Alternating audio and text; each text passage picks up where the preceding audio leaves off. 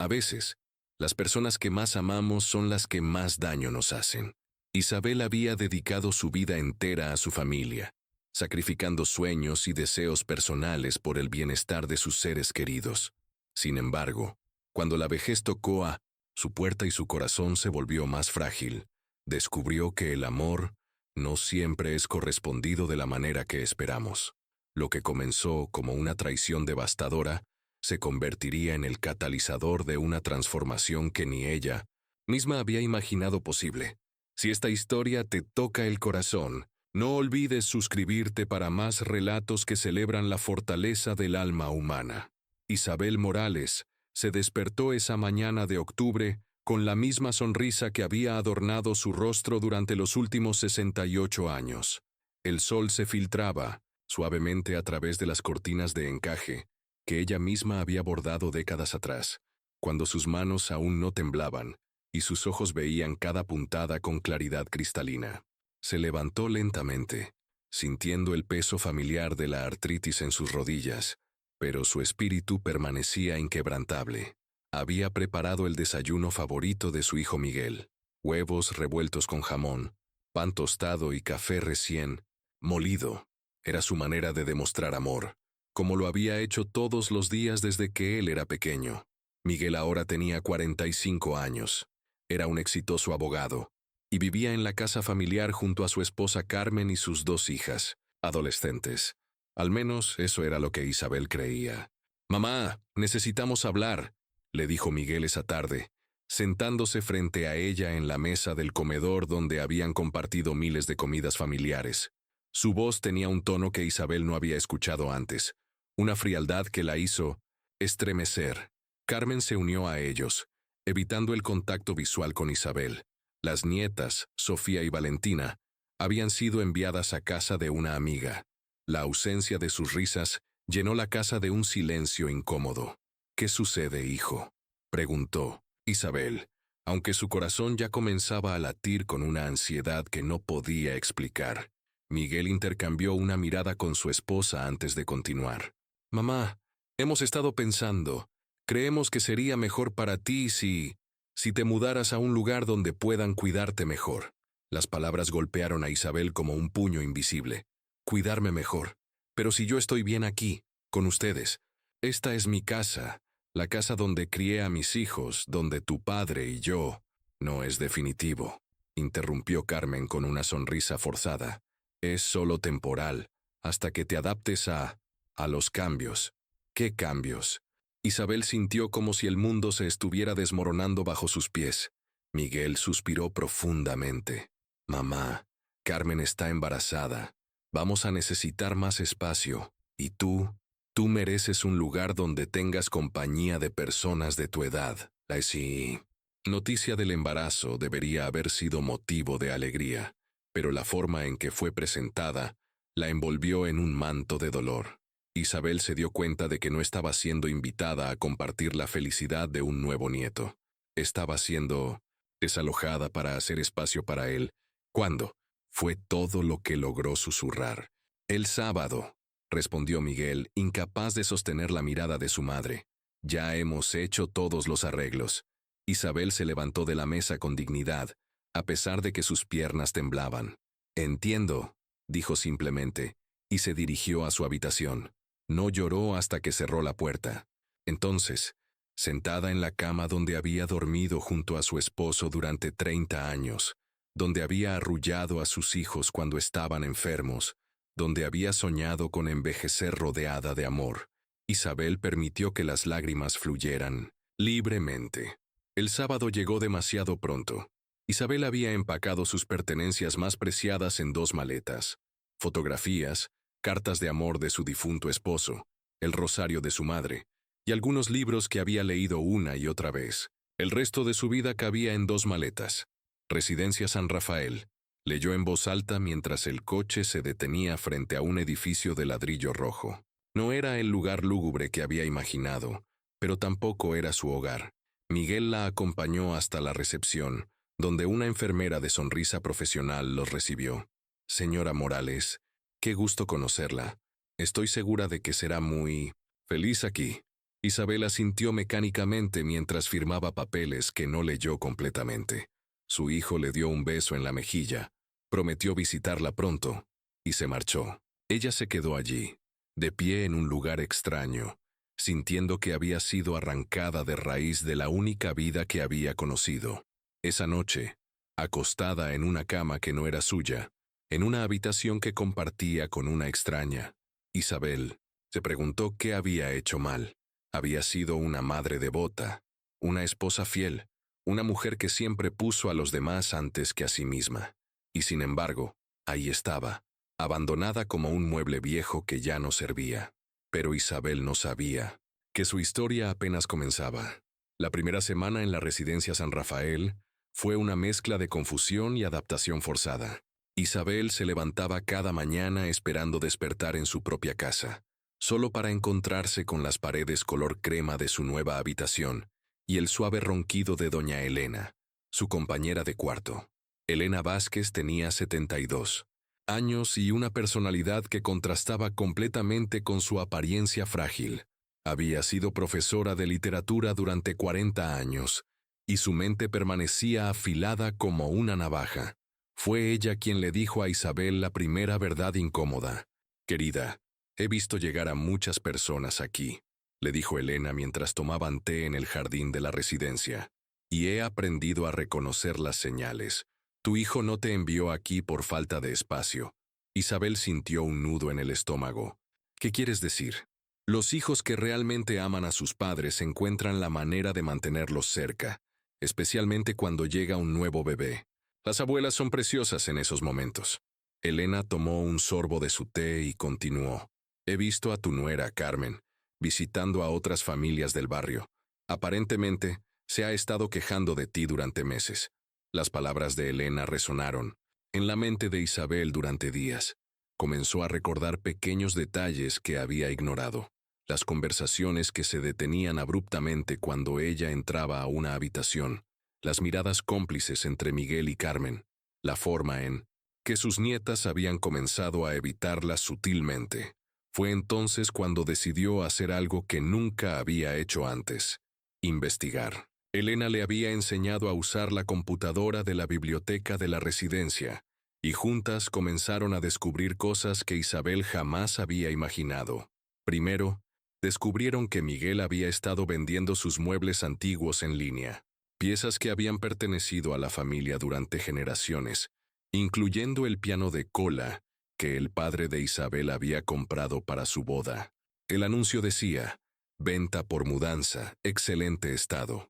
Luego encontraron algo aún más doloroso: publicaciones en redes sociales donde Carmen se quejaba abiertamente de tener que cuidar a su suegra pesada y de cómo estaba ansiosa por recuperar su casa y su privacidad. Pero el descubrimiento más devastador llegó cuando Elena, usando sus contactos de décadas como profesora, logró conseguir información sobre las finanzas de Miguel. Isabel había firmado varios documentos durante los últimos años, documentos que su hijo le había dicho que eran para proteger la casa en caso de emergencia. Resultó que Miguel había estado transfiriendo gradualmente todas las propiedades de Isabel a su nombre. «No solo te sacaron de tu casa», le dijo Elena con una mezcla de indignación y tristeza, «te robaron tu herencia». Isabel se sintió como si hubiera sido golpeada por un tren. El hijo al que había amado incondicionalmente, por quien había sacrificado todo, no solo la había abandonado, sino que la había despojado de todo lo que tenía. Esa noche, Isabel no pudo dormir. Se levantó y caminó hasta la ventana de su habitación, mirando las estrellas que brillaban en el cielo nocturno. Por primera vez en su vida, sintió una emoción que no reconoció inmediatamente: ira. No la ira explosiva y destructiva, sino una ira fría y determinada que la llenó de una energía que no había sentido en años. «Elena», susurró a su compañera de cuarto, sabiendo que ella también estaba despierta. «¿Crees que sea demasiado tarde para aprender a luchar?» Elena se incorporó en su cama y sonrió en la oscuridad. «Querida, creo que apenas estás empezando a vivir». Al día siguiente, Isabel hizo algo que jamás había hecho. Llamó a un abogado. No uno cualquiera, sino a Ana Cortés, una joven abogada, especializada en casos de abuso financiero hacia personas mayores. Elena la había conocido a través de un caso anterior en la residencia. Señora Morales, le dijo Ana después de escuchar su historia completa, lo que su hijo hizo no solo es moralmente reprobable, es ilegal, y tenemos maneras de recuperar lo que es suyo. Por primera vez en semanas, Isabel sonrió con sinceridad. No era una sonrisa de felicidad, sino de determinación. Había pasado toda su vida siendo la mujer que se sacrificaba por otros, que perdonaba sin condiciones, que mantenía la paz familiar a cualquier costo. Pero esa mujer había muerto el Puente de Silva, día que la dejaron en la residencia. La nueva Isabel estaba apenas naciendo. La transformación de Isabel no pasó desapercibida en la residencia San Rafael, donde antes había una mujer derrotada y confundida. Ahora emergía alguien con propósito y determinación. Elena se había convertido en su aliada más fiel, pero pronto descubrieron que no estaban solas en su lucha. Don Alberto Restrepo, un hombre de 75 años que había sido contador público durante toda su vida, se acercó a ellas una tarde mientras revisaban documentos en la biblioteca de la residencia. «Perdonen la intromisión», dijo con cortesía, pero no pude evitar escuchar su conversación sobre documentos financieros. Yo he ayudado a varios residentes aquí con problemas similares. Alberto había llegado a la residencia 2 años atrás, no porque su familia lo hubiera abandonado, sino porque había perdido a su esposa después de 50 años de matrimonio y no podía soportar la soledad de su casa. A diferencia de Isabel, él había elegido estar allí, y esa diferencia le daba una perspectiva única. El problema, explicó Alberto mientras examinaba los documentos de Isabel, es que muchos adultos mayores firman papeles sin entender completamente las implicaciones, pero eso no significa que no puedan impugnarse. Juntos, el trío comenzó a trabajar meticulosamente. Alberto analizó cada documento que Isabel había firmado. Elena redactó cartas formales usando su experiencia como educadora, e Isabel proporcionó todos los detalles de su situación financiera previa. Mientras tanto, la abogada Ana Cortés había comenzado su propia investigación. Descubrió que Miguel no solo había transferido las propiedades de su madre, sino que había estado cobrando una pensión a nombre de Isabel sin su conocimiento. Además, había vendido varios artículos de valor de la casa familiar, incluyendo joyas que habían pertenecido a la abuela de Isabel. «Tenemos un caso sólido», le informó Ana durante una de sus visitas a la residencia, «pero necesito que esté preparada para lo que viene. Su hijo no va a aceptar esto sin luchar, y es posible que trate de hacer parecer que usted no está mentalmente capacitada para tomar estas decisiones». Isabel asintió con determinación. «Doctora Cortés, durante 68 años he permitido que otros tomen decisiones por mí. Mi esposo decidía todo lo importante. Mis hijos me decían lo que era mejor para mí, y yo siempre asentía para mantener la paz. Pero ya no soy esa mujer». La primera confrontación llegó cuando Miguel recibió la citación legal. Irrumpió en la residencia como un huracán, con Carmen a su lado y una expresión de incredulidad y furia. «¿Cómo puedes hacerme esto, mamá?», le gritó en el jardín de la residencia, sin importarle que otros residentes pudieran escuchar. «Soy tu hijo. Todo lo que hice fue por tu bien». Isabel lo miró con una calma que la sorprendió a ella misma. «Miguel, durante 45 años te he amado incondicionalmente. Te he dado todo lo que tenía y todo lo que era. Pero amor no significa permitir que me robes y me abandones. No te robé nada. Eres mi madre. Lo que es tuyo es mío. No, hijo. Lo que es mío hasta que yo decida regalarlo o hasta que me muera. Y todavía estoy muy viva». Carmen, que había permanecido en silencio, finalmente habló. «Isabel, no puedes estar hablando en serio. Nosotros cuidamos de ti todos estos años. Cuidaron de mí mientras les convenía», replicó Isabel. «Pero, en el momento que representé un inconveniente, me desecharon como basura. Mientras tanto, vendieron mis pertenencias y se apropiaron de mi herencia». Elena y Alberto observaban la confrontación desde una distancia respetuosa. listos para intervenir si fuera necesario. Otros residentes también se habían acercado, formando un círculo silencioso de apoyo alrededor de Isabel. Miguel se dio cuenta de que no estaba enfrentando a la mujer sumisa que había conocido toda su vida. Esta Isabel tenía aliados, tenía información, y tenía la determinación de una mujer que no tenía nada que perder. «Esto no va a quedar así», murmuró antes de marcharse con Carmen. Esa noche, Isabel se sintió extrañamente en paz. Por primera vez en su vida, había defendido sus derechos sin disculparse, sin tratar de suavizar la situación para que otros se sintieran cómodos. Había sido ella misma, completamente y sin reservas. «¿Cómo te sientes?», le preguntó Elena. «Como si acabara de nacer», respondió Isabel, «como si hubiera estado viviendo la vida de otra persona todos estos años, y finalmente me hubiera encontrado a mí misma». Don Alberto sonrió desde su silla. «Isabel, permíteme decirte algo que aprendí después de perder a mi esposa. Nunca es demasiado tarde para empezar a vivir tu propia vida, y nunca es demasiado tarde para exigir respeto». Isabel se durmió esa noche sabiendo que, independientemente de lo que pasara con el caso legal, ya había ganado algo invaluable. Se había ganado a sí misma. El proceso legal avanzó más rápidamente de lo que Isabel había esperado.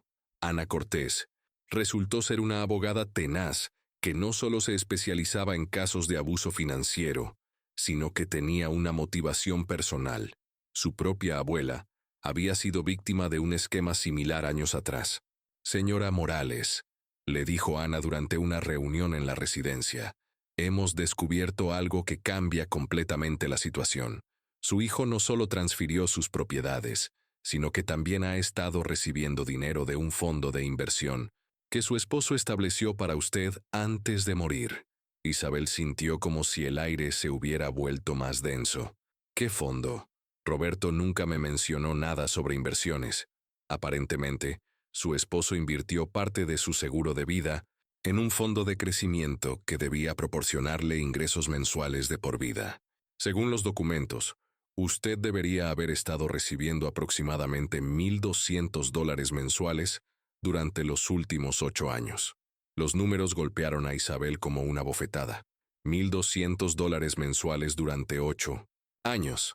Dinero que podría haber usado para mantener su independencia, para arreglar la casa, para no depender económicamente de Miguel. «¿Dónde está ese dinero?», preguntó Isabel, aunque temía conocer la respuesta. «Su hijo ha sido el beneficiario de esos pagos. Aparentemente, convenció al banco de que usted sufría de demencia temprana y que él necesitaba manejar todos sus asuntos financieros». La traición era más profunda de lo que Isabel había imaginado. No solo la habían despojado de sus pertenencias, sino que habían inventado una mentira sobre su salud mental para justificar el robo. Elena tomó la mano de Isabel. «Querida, ¿entiendes lo que esto significa? No solo puedes recuperar tus propiedades, sino que puedes recuperar tu independencia completamente». 2 días después, Isabel recibió una visita inesperada. Sus nietas, Sofía y Valentina, de 16 y 14 años respectivamente, llegaron a la residencia sin sus padres. Ambas se veían nerviosas y culpables. «Abuela», comenzó Sofía, la mayor, «queremos que sepas que nosotras no sabíamos nada de lo que papá estaba haciendo con tu dinero». Valentina asintió vigorosamente. «Cuando nos dijeron que te ibas a venir aquí, pensamos que era porque querías estar con gente de tu edad. Papá nos dijo que tú habías pedido venir aquí». Isabel sintió una mezcla de dolor y alivio.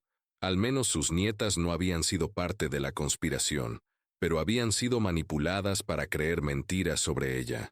«Hay algo más», continuó Sofía, mirando nerviosamente hacia la puerta. «Escuchamos a papá y mamá hablando anoche. Están planeando decir que tienes problemas mentales para que no puedan quitarte los papeles que firmaste». «Pero abuela», añadió Valentina, «tú no tienes problemas mentales. Estás más lúcida que muchas personas que conocemos». Isabel abrazó a sus nietas, sintiendo que al menos no había perdido completamente a su familia. «Niñas, hay algo que necesitan entender. Su padre ha estado mintiendo sobre muchas cosas. Yo no elegí venir aquí, y definitivamente no elegí entregarle todas mis propiedades. Las niñas se miraron entre sí, y Isabel pudo ver que estaban comenzando a comprender la magnitud de la situación. «¿Qué vas a hacer, abuela?», preguntó Sofía. «Voy a recuperar lo que es mío», respondió Isabel con firmeza. «Y voy a asegurarme de que ustedes sepan la verdad sobre lo que pasó». Después de que las nietas se fueron, Isabel se reunió con su equipo de apoyo. Elena, Alberto y Ana habían desarrollado una estrategia no solo para recuperar sus bienes, sino para asegurar que Miguel enfrentara las consecuencias legales de sus acciones. «El problema», explicó Ana, «es que necesitamos demostrar que usted estaba completamente lúcida cuando firmó esos documentos y que fue engañada sobre su contenido. Necesitamos testimonios de personas que puedan atestiguar su capacidad mental». «Eso no será problema», dijo Alberto. «Todos los residentes aquí pueden testificar sobre la claridad mental de Isabel. Además, tengo contactos en el mundo financiero que pueden revisar la validez de los documentos». Elena asintió. «Y yo tengo antiguos colegas en el sistema educativo que pueden proporcionar testimonios profesionales sobre la capacidad de Isabel para entender documentos complejos». Isabel se dio cuenta de que, paradójicamente, la residencia donde había sido abandonada se había convertido en el lugar donde había encontrado la familia que nunca había tenido. Personas que la apoyaban sin agenda oculta, que la respetaban como individuo, que celebraban su crecimiento en lugar de tratar de mantenerla en una caja de dependencia. «Hay algo más que quiero hacer», dijo Isabel después de una pausa. «Quiero que Miguel entienda que esto no es solo sobre dinero. Es sobre respeto, sobre honestidad, sobre el derecho de una persona a tomar sus propias decisiones». «¿Qué tienes en mente?», preguntó Ana. Isabel sonrió, y por primera vez en meses fue una sonrisa completamente feliz. «Tengo una idea que creo que va a sorprender a todos». El día de la audiencia preliminar llegó con una lluvia suave que parecía limpiar el aire de la ciudad. Isabel se despertó temprano. Se vistió con el traje azul marino que Elena le había prestado y se miró en el espejo. La mujer que le devolvió la mirada era diferente a la que había llegado a la residencia meses atrás. Sus ojos brillaban con determinación. Su postura era erguida y había una confianza en su expresión que ella misma no reconocía. «Estás radiante», le dijo Elena mientras la ayudaba a arreglarse el cabello. «Me siento como si finalmente estuviera despierta después de un sueño muy largo», respondió Isabel. Alberto las esperaba en el vestíbulo de la residencia, vestido con su mejor traje y cargando un maletín lleno de documentos organizados meticulosamente. «Señoras, es hora de hacer justicia». En el juzgado, Isabel se sorprendió al ver a Miguel esperándola. Parecía más pequeño de lo que recordaba, más frágil. Carmen estaba a su lado, pero mantenía cierta distancia, como si quisiera estar en cualquier otro lugar. «Mamá», dijo Miguel cuando la vio entrar, «todavía podemos arreglar esto en familia. No necesitamos a los tribunales». Isabel lo miró con una expresión que combinaba tristeza y determinación. «Miguel, tuvimos toda la vida para arreglar las cosas en familia. Elegiste no hacerlo cuando decidiste mentir, robar y abandonarme». La audiencia fue sorprendentemente breve. Ana había preparado un caso tan sólido que el abogado de Miguel apenas pudo presentar una defensa coherente. Los documentos mostraban claramente el patrón de transferencias fraudulentas, y las declaraciones de los testigos confirmaban la capacidad mental plena de Isabel. Pero la verdadera sorpresa llegó cuando el juez anunció que había recibido una petición adicional de la demandante. «Señora Morales», dijo el juez, «además de la recuperación de sus bienes, usted ha solicitado establecer un fideicomiso para sus nietas. ¿Puede explicar esta decisión?». Isabel se puso de pie con dignidad. «Su señoría, durante todos estos meses he aprendido algo importante. El dinero no es lo que hace a una familia, pero la honestidad y el respeto sí. Mis nietas no tuvieron parte en las decisiones de su padre, y no deberían sufrir las consecuencias. Quiero establecer un fideicomiso para su educación universitaria. pero que esté protegido de cualquier interferencia de sus padres. Miguel se puso de pie abruptamente. No puedes hacer eso, soy su padre. Sí, puedes, le dijo el juez con firmeza. Y ya lo has hecho. Su orden estará lista en una semana. Señora Morales, ¿hay algo más que desee agregar? Isabel miró a su hijo. Por última vez, Miguel, te amo. Siempre te amaré porque eres mi hijo. Pero amor no significa permitir que me lastimes.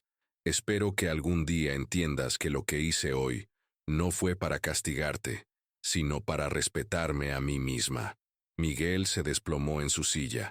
Finalmente, comprendiendo que había perdido mucho más que una batalla legal. Había perdido a su madre, no por muerte, sino por sus propias acciones. 3 meses después, Isabel se mudó a un pequeño apartamento cerca de la residencia San Rafael. No quiso regresar a su casa anterior. Demasiados recuerdos dolorosos la habitaban. Su nuevo hogar era luminoso, moderno y completamente suyo. Elena y Alberto se habían convertido en visitantes regulares, y juntos habían formado un grupo de MINAMSM, apoyo informal para otros residentes que enfrentaban situaciones similares. Isabel había descubierto que tenía un talento natural para ayudar a otros a encontrar su voz y defender sus derechos. Una tarde de primavera, mientras trabajaba en su pequeño jardín, escuchó el timbre. Al abrir la puerta, encontró a Sofía, Valentina, sus nietas, con maletas en las manos.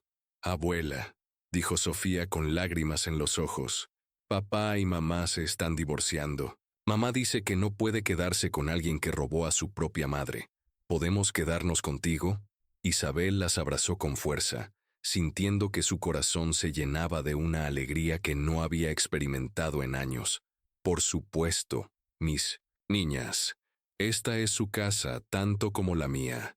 Mientras preparaba la cena para 3 esa noche, Isabel reflexionó sobre el extraño giro que había dado su vida.